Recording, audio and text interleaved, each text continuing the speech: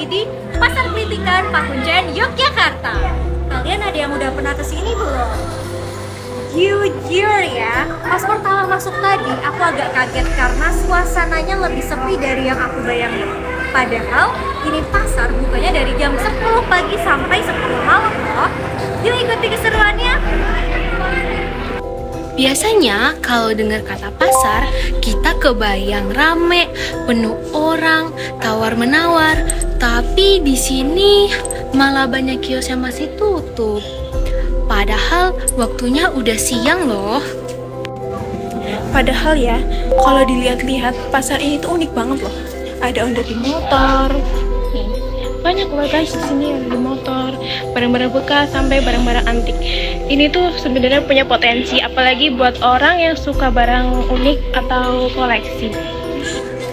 Tapi nih ya, sayangnya untuk pasar ini sendiri potensinya itu sebenarnya lebih besar guys. Mereka masih jualan dan mereka masih buka untuk di jam siang ini. Mereka masih banyak yang buka. Potensinya itu sangat-sangat besar. Tapi pengunjungnya saja yang masih bisa dibilang sedikit. Lorongnya yang sepi, belum banyak sekali pembelinya. Dan ini juga berpengaruh bagi para pedagang karena sepinya pembeli. Oke, sekarang saya bersama Bapak. Ya, Ini si Bapak. ya, Saya izin bertanya ya Bapak. ya, Saya bertanya, Bapak kan sedang berjualan ya di ya pasar jalan ini? sepatu, Oh, nih, jualan sepatu ya teman-teman. tapi nyerpis, Nyarpe, oh Nyusul. iya, nyusul sepatu. Banyak ya guys jualannya. Tapi nih Pak ya, kan sekarang nih sepi nih.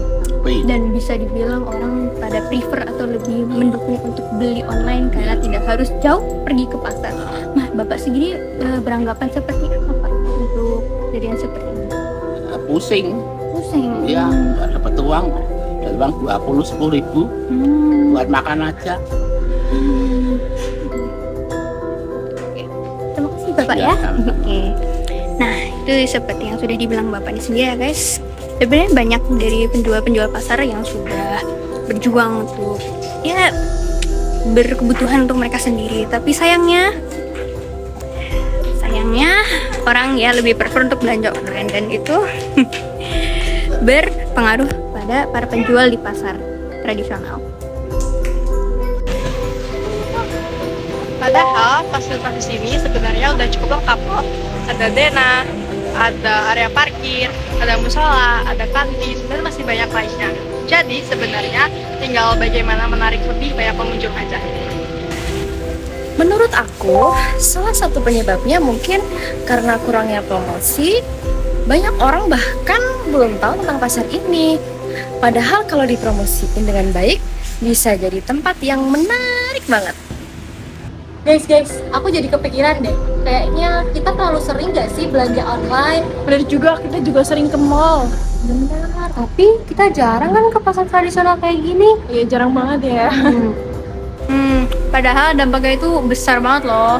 Menurut kita, ada beberapa hal sederhana yang bisa kita lakukan. Pertama, mulai datang ke pasar. Kedua, beli produk dari pedagang lokal.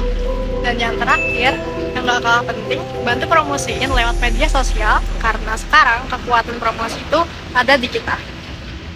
Nah, kondisi ini sebenarnya berkaitan dengan Sustainable Development Goals point nomor 8. SDGs poin ke-8 terkait pertumbuhan ekonomi. Dan juga pekerjaan yang layak. Termasuk mendukung usaha kecil kayak pedagang pasar. Kalau pasarnya sepi, artinya ekonomi juga ikut melemah. Dukung UMKM lokal, wujudkan SDGs 8.